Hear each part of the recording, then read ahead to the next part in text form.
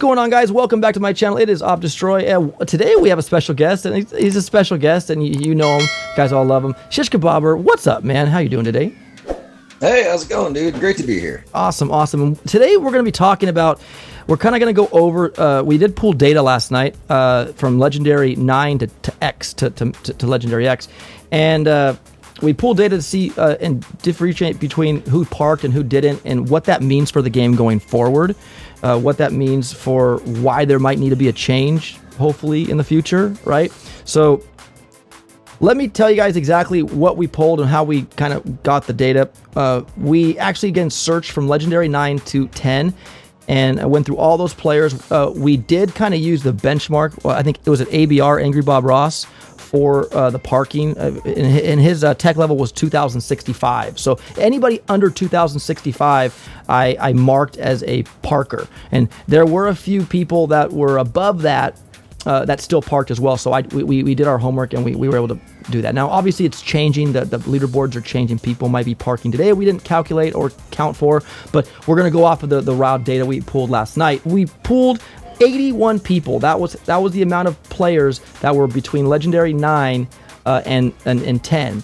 And we found that 55 of them, okay, were parkers. 55 out of the 81, leaving 26 that were still playing the game. So that's pretty big. That's a pretty big number of players leaving the pool at just getting Legendary 10. And a lot of those players too, I didn't document we didn't document each one of them, but they left the game at like 4 ERs, and so they were gone long ago parking. So Shishkebobber, so with that data, my friend, how do you see that?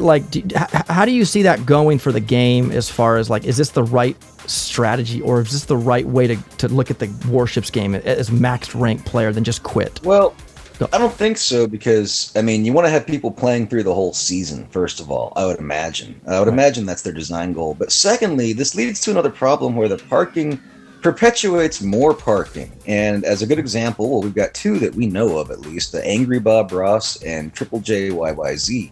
Both these guys made some really smart choices in the tech tree. They went for the ice, they went for their maxed rockets, and they sacrificed offense, right? They sacrificed troop damage to do that. But once they got up to the top and they made their push, they were having to rush engine rooms, and they could only maybe get one or two at a time. Problem is, the queue times were so long because there was just nobody else playing within their spectrum that it was pretty much impossible to have a life and still get your engine rooms in order to collect your chests. So they unfortunately were forced to park. So because people were parking and the queue times were long up top, it actually forced more people to park. And it's just going to make it harder for people to climb now going into the end of the season, because all of these stars are out of the pool. We can no longer have a chance at grabbing these. These guys grabbed their 268 and they secured them. 268 stars. Right. Oh, and just to be clear with the polling methods, in case your audience didn't get it, everyone that was below 2065, we just considered that they were parked. Everyone above 2065, OP inspected their ships, so he looked at their ships. That way we could determine if they were parked and above that level. And like you said, you found a few of those. So it's a pretty cumulative survey. And the other thing to keep in mind is, when you're at Legendary 10, you will play players down in the Legendary 7 pool. And Triple J told me this just a little bit ago. There were roughly 180 players between Legendary 7 and Legendary 10. And of this, you found 55 are parked. Let's just call it 60. Yeah. To make it a round number. That's 1/3. That's 1/3 of the player base in the top spectrum of queue that's not even available. So you can see how it's a very small pool of players, and then with people in different time zones all around the world, and they have to be on at the same time and queue up at the same time, and they can't be on your recent battle log either, right? So those last 10 players that are on your battle log, they're also not eligible. So when you get down to it, there's slim pickings at the top. And it gets really hard to get your engine rooms, especially because that's the criteria for chests. And I've experienced too, at the top, we've been up there. I mean, I hit Legendary X this season, and so did Shishk, but we continue to play guys to bring content. And I actually not only wanted to bring content, but I also wanted to bring, I wanted to experience the whole tech tree in full. But to your point, Shishk, I did experience long queue times being up at the top. There's times where I've experienced where it kicked you out of the game. So just think, say if you got an attack, if you got an opponent, you best try to get as many ERs as possible, because if you get one, you got to hit 7 more battles, and who knows how long that would take for you to get your chests, and that could cause chests to run over. You know what I mean? Like 4 out of 4. Oh, and it has. It has. Yeah. So that's a problem there too. So guys, so the Parkers, not only does it address the fact that the players are not actively playing and they secured those 268 stars, it's the fact that we aren't queuing, or the players at the top aren't queuing with, there's not a player pool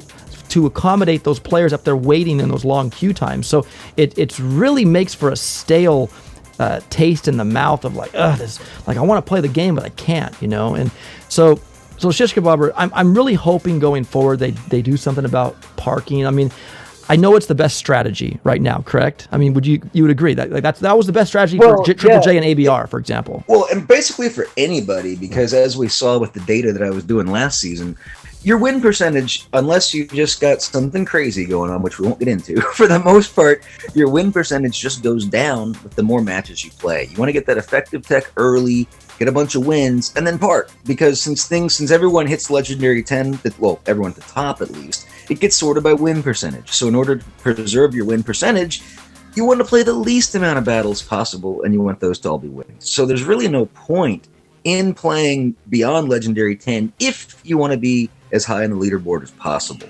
But for those of us that just still want to play the game, you know, we're just hoping that we can still make it back to Legendary 10, regardless of what our win percentage ends up being. Right. So, yeah, I mean, there's a couple solutions you could throw at this. I mean, one of the obvious ones is something we've talked about, which is a star reduction. Right. At any given interval, as long as there's a threat of taking the star away from somebody, that forces them to... So something to keep the players engaged in the game. They mastered the task force operations. It keeps players coming back day after day to play, right? We need the players to continue to play this game. So Shish, based off that data, you're saying when people now, there's probably a more probable chance of people that are just going to get to Legendary 10 and park, regardless of their stats. They're going to say, I'm done. I don't want to play anymore. The problem just kind of gets worse over time in the sense, like, I don't want to say everything's bad, but I mean, in terms of the queue times, I would say from my own experience, because I've been around the Legendary 9 level for a large time this season, but I've dropped down to 8, thankfully, in fact, because the queue times are getting too long for me. Right. But it just the elevator slows down, and as more and more people park, it gets harder and harder. There's less and less people, and the other thing is the engine room criteria. I mean, they could look at that, because right now, you know, we're forced to just only get credit towards our chest from engine rooms destroyed, and that kind of limits tech tree.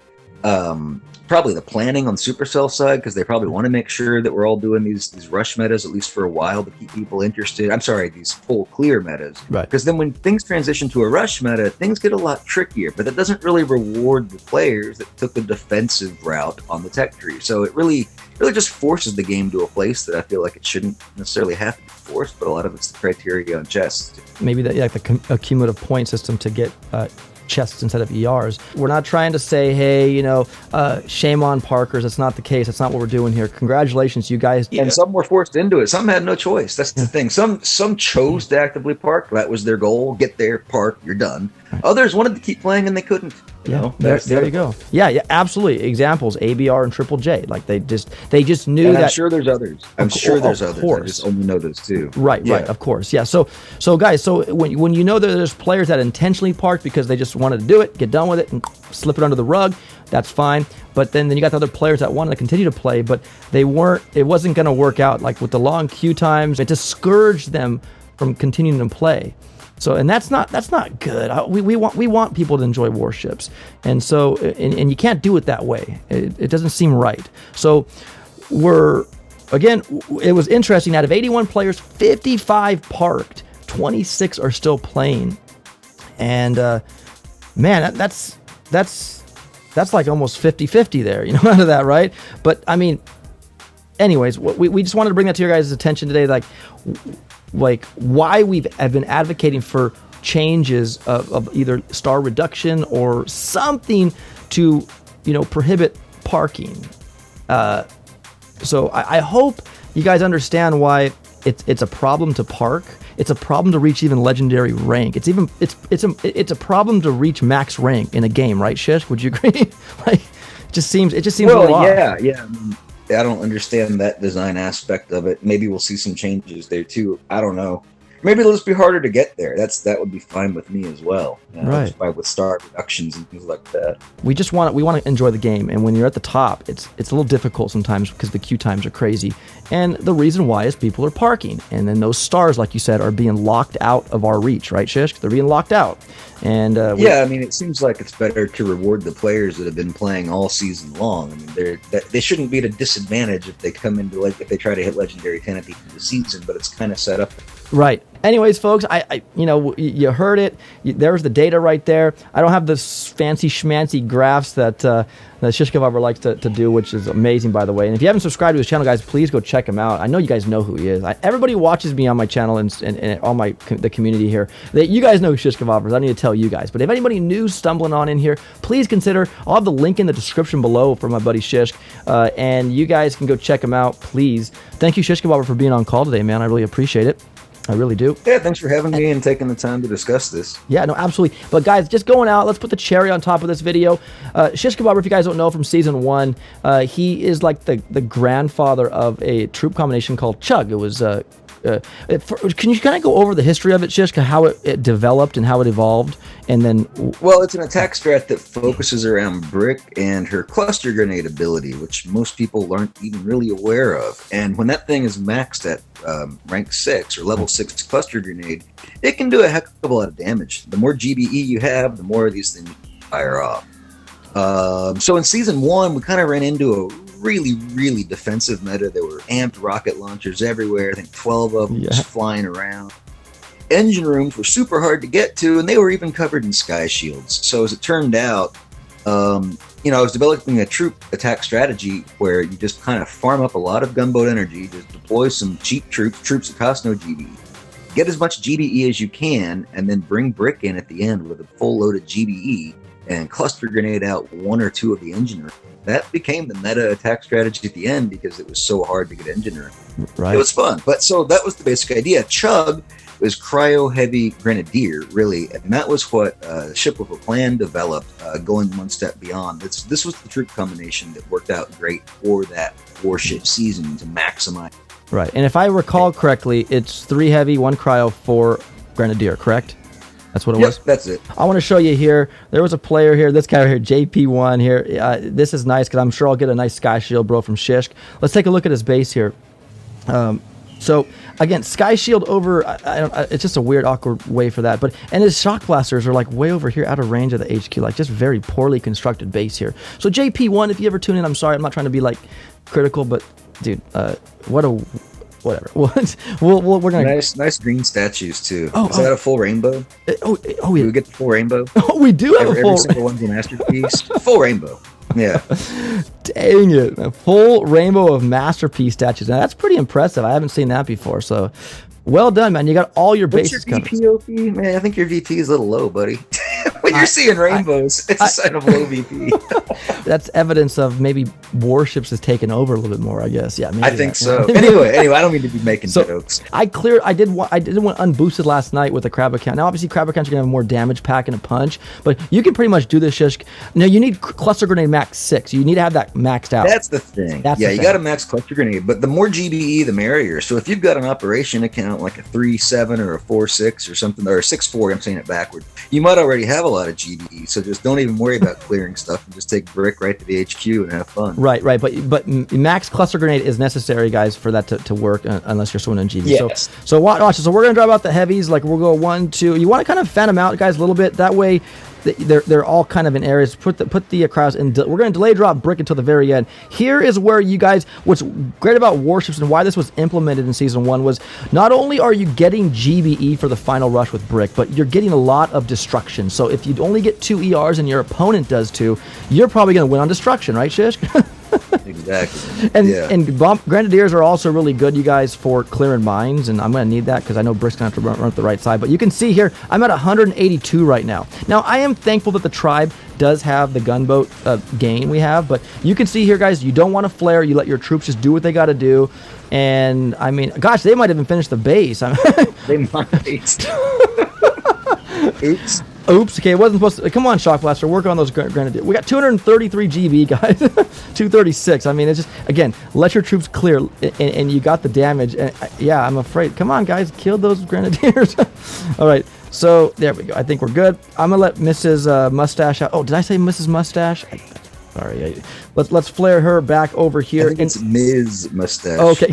Now I'm flaring her in the pocket of that shock launcher, guys. And you know what that means is that thing won't fire.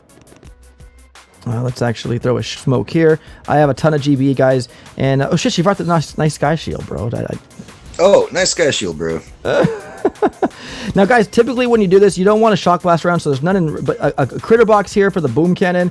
You want a flare here and cluster grenade. Now that shock launcher I should be able to pop this thing pretty quick. There's only half health left. Oh yeah. So I'll just spam the heck out of cluster grenade, and I mean with 161 GBE, we're gonna just throw a happy face smoke on his base.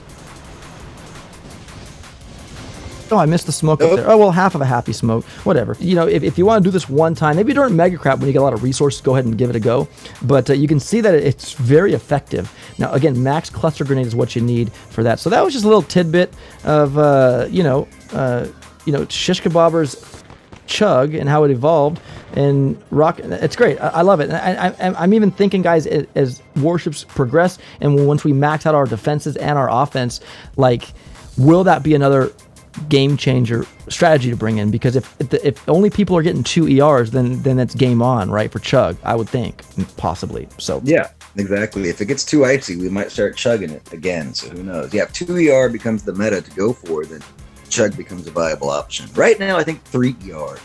Yes. So we're not quite icy enough. So what we will find that out, guys, because we are going through that whole tech tree. And again, I did my calculations with how many days, how many keys and upgrade tokens we're going to get. And we will be able to sufficiently and max out all the junk further to the 7th of the ER. So we'll get all the troop health, like I said, building damage and all that junk. Even that gunboat node up top there by the building health, we'll be able to get that if we need it. If it's a rush meta, which it seems like it is, we'll probably want to grab that, have a little more GB in our pocket as well. So other than that, guys, I want to say thank you. Don't make the video super duper long, but again, Shish Kebabber, thank you again, man, for being here today. I really appreciate it. And guys, if you haven't already checked him out, please check him out. The link will be in the description below. So again, Shishk, thank you very much, my friend. I really appreciate your time. Thanks for having me. All right, guys. Until next time, we'll see you guys soon. Thanks for watching. Have a good day.